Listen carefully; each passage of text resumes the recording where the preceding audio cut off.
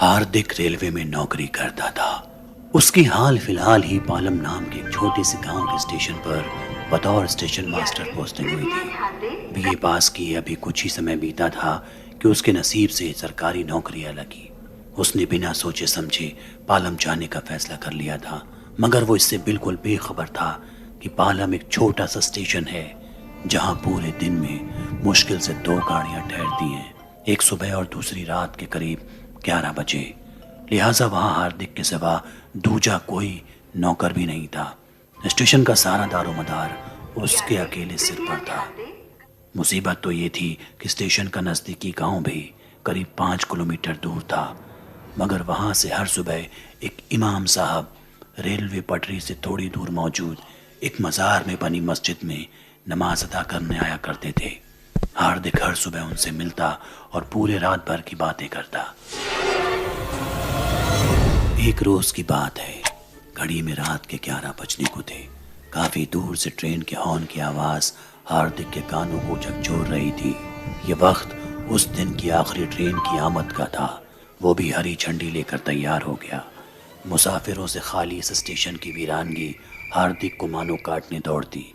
یہاں train horn بجائے دھیرے دھیرے پلیٹ فارم کا فاصلہ طے کر رہی تھی کہ تبھی اچانک دھپ کی ایک زوردار آواز آئی اور ٹرین وہیں ٹھہر گئی۔ حیرت انگیز نظروں سے ہاردک ٹرین کو گورے جا رہا تھا۔ نامعلوم اچانک وہاں کیا ہوا تھا، یہی سوچتے ہوئے وہ ٹرین کی طرف دوڑ پڑا۔ ٹرین کے نزدیک پہنچنے پر اس کی نگاہوں نے ایک بے حد ہی خوفناک منظر قید کیا۔ کوئی بدقسمت شخص ٹرین کے نیچے آ کر مر چکا تھا۔ اس مرنے والے شخص کے دونوں پیر دھڑ سے الگ ہو چکے تھے۔ ٹرین کے پہیوں نے اس کے مانس کے چتروں کو ریتوں میں گھول دیا تھا۔ ٹرین کے نظروں کے سامنے پیش اس منظر کو دیکھ خوف میں تھے۔ ٹرین میں موجود عورتوں کی طبیعت بگڑنے لگی، لہٰذا فیصلہ کیا گیا کہ ٹرین کو طے وقت سے پہلے اسٹیشن سے روانہ کر دیا جائے گا۔ وردی والوں نے اس شت وشت لاش کو پٹری سے ہٹا کر اسٹیشن کے دیا۔ ٹرین کے ہارن کے ساتھ ایک بار پھر مسافر اپنی اپنی بوگیوں میں لد گئے، مگر یہاں ہاردک کے ذہن میں اپنے اکیلے پن کا خیال تھا۔ اس نے پولیس والوں سے گزارش کی، آپ میں سے کوئی ایک شخص یہاں رک جائے، میں اسٹیشن پر اکیلا ہوں۔ مگر اپنی ڈیوٹی شیڈول سے مجبور پولیس والوں نے اپنی مجبوری ظاہر کی اور ٹرین پلیٹ فارم کو چھوڑ کر چل دی۔ ایک بار پھر رات اندھیرے کی زد میں تھی، مگر اس بار ہاردک اکیلا نہیں تھا، بلکہ اس کے ساتھ تھی پلیٹ فارم پر پڑی وہ کٹی چھٹی لاش۔ انتظار تھا صبح ہونے کا اور امید تھی کہ رات گزر جائے۔ ابھی گھنٹہ 1.5 گھنٹہ ہی بیتا ہوگا کہ ہاردک کی آنکھیں بھاری ہونے لگی، مگر اسے ہرگز نیند کو خود پر حاوی نہیں ہونے دینا تھا۔ اسے بڑے بوڑھوں کی زبان آج بھی یاد تھی کہ چاہے کچھ بھی ہو جائے، میت کے قریب رہتے کسی بھی صورت میں نیند سے فاصلہ رکھنا ضروری ہے، کیونکہ اگر لاش کے قریب کوئی سویا تو لاش میں کالے سائے داخل ہو جاتے ہیں۔ اس خیال نے ہاردک کو سجگ کر دیا۔ اسے ڈر تو بہت لگ رہا تھا، لیکن کچھ ہی منٹوں میں اس کی آنکھ لگ گئی۔ نیند کے آغوش میں گئے ابھی قریب 1 گھنٹہ بیتا ہوگا کہ اچانک اسے کچھ عجیب سی کچر کچر کی آواز آئی۔ ایسا لگا مانو کوئی ماس کو چبا رہا ہو۔ وہ فوراً اپنے کیبن سے باہر نکلا۔ باہر لاش بالکل سلامت تھی، مگر وہاں کچھ تھا جو بے حد عجیب تھا۔ دراصل جہاں لاش کو رکھا گیا تھا وہ اب وہاں سے کافی دور پڑی تھی۔ یہ واقعہ بے حد عجیب تھا۔ اس کے ذہن میں برے خیال تو تھے، مگر وہ اسے نظر انداز کرتے ہوئے اپنے کمرے کی طرف بڑھ گیا۔ یہی وقت تھا کہ تبھی پیچھے کی خاموشی ایک بے چینی بھری آواز میں تبدیل ہو گئی۔ ایسا لگا مانو کوئی بھاگتے ہوئے اس کے پیچھے آ رہا ہو۔ اس نے پلٹ کر دیا ہے، وہاں کوئی نہیں تھا۔ اس نے پھر اپنے قدم سنبھالتے ہوئے دھیرے دھیرے آگے بڑھائے کہ تبھی سامنے پلیٹ فارم پر اسی لاش کا کٹا ہوا سر دکھائی دیا۔ ویرانگی کے اس عالم میں یہ ڈراونا منظر جسم سے جان نکالنے والا تھا۔ ہاردک کے رونگٹے کھڑے تھے۔ اب وہ ایک عجیب سی سرد کی صد میں تھا۔ اس نے جو دیکھا وہ اسے چاہ کر بھی بھول نہیں پا رہا تھا۔ اس کی آنکھوں میں پانی کی پرت جم گئی تھی۔ اسے اب بھی رات کٹنے کا انتظار تھا۔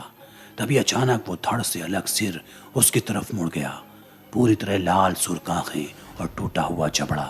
یہ دیکھ ہاردک کی چیخ نکل گئی۔ وہ فوراً کمرے کی طرف بھاگا، مگر دروازے پر اس مرحوم شخص کے جسم کا کٹا ہوا باقی کا حصہ اس کا انتظار کر رہا تھا۔ شاید یہ وقت ہاردک کا آخری وقت ہو سکتا تھا۔ ہاردک کو مدد کی ضرورت تھی، مگر حلق میں قید الفاظ اس کی تنہائی پر کارگر ثابت ہو رہے تھے۔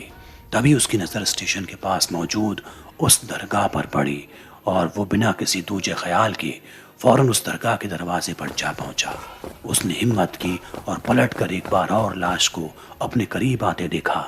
پوری طرح خون سے لہو لہان وہ لاش اپنے کٹے چھٹے جسم کے ساتھ ہاردک تک پہنچنے کا فاصلہ طے کر رہی تھی۔ ہاردک ہاتھ جوڑ کر درگاہ میں داخل ہو گیا۔ درگاہ میں ایک چھوٹا سا کمرہ تھا جس پر دروازہ لگا تھا۔ ہاردک فوراً اس دروازے کو کھول کر اندر گھس گیا اور دروازہ بند کر دیا۔ اس کی لمبی لمبی کھینچتی ہوئی سانسیں عجیب دہشت نما منظر پیش کر رہی تھی، اور اس سانسوں کی آواز اس کالے سائے کو پریشان کر رہی تھی۔ وہ زور زور سے درگاہ کے باہر چیخ رہا تھا۔ کالی رات میں اس کی آوازوں کی گونج بے حد ڈراونی تھی، مگر باوجود اس کے وہ لاش درگاہ میں داخل نہیں ہو پا رہی تھی۔ اس کی لاکھ کوششوں کے باوجود بھی ہاردک نے خود کو اس کمرے میں قید کر لیا۔ وہ درگاہ میں بیٹھ کر بھگوان سے پرارتھنا کر رہا تھا، اور اسی کشمکش میں اس کی آنکھیں بند ہو گئیں۔ اگلے دن صبح کی اذان سے اس کی آنکھ کھلی۔ چاروں طرف خاموشی تھی۔ اس نے اس سے پہلے بھی کئی دفعہ امام صاحب کو صبح کی اذان دیتے ہوئے سنا تھا، جس آواز میں بہت کچھ الگ تھا۔ اس آواز میں خاموشی تھی، تنہائی کا ایک منظر تھا، اور تھا ایک عجیب سا سکون بھرا احساس۔ کچھ ہی دیر میں امام صاحب بھی اس کے قریب پہنچ گئے اور اس کی حالت کی وجہ پوچھنے لگے۔ اس نے بھی ہر روز کی طرح اس صبح بھی پورے رات کی بات امام صاحب سے ظاہر کی۔ یہ بات پورے گاؤں کو بتائی گئی اور فیصلہ کیا گیا کہ ہاردک کو جان سے مارنے کے ارادے سے آیا وہ کالا سایہ پھر لوٹ سکتا ہے۔ ایسے میں ہاردک تبھی محفوظ رہے گا جب وہ اس ریلوے اسٹیشن سے دور رہے گا۔ اسی فیصلے کے بعد ہاردک نے ہمیشہ ہمیشہ کے لیے وہ اسٹیشن اور گاؤں چھوڑ دیا۔